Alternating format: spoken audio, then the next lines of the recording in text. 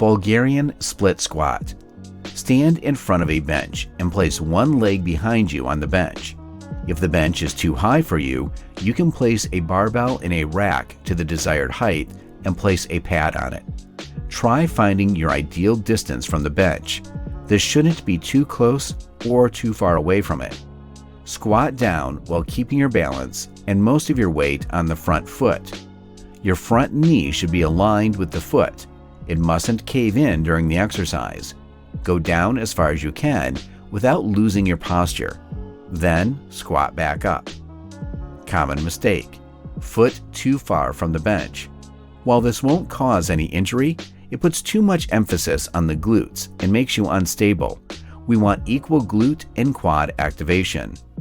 Common mistake: foot too close to the bench. The same holds true for keeping the foot too close. It will put too much emphasis on the quad and may cause knee discomfort for some.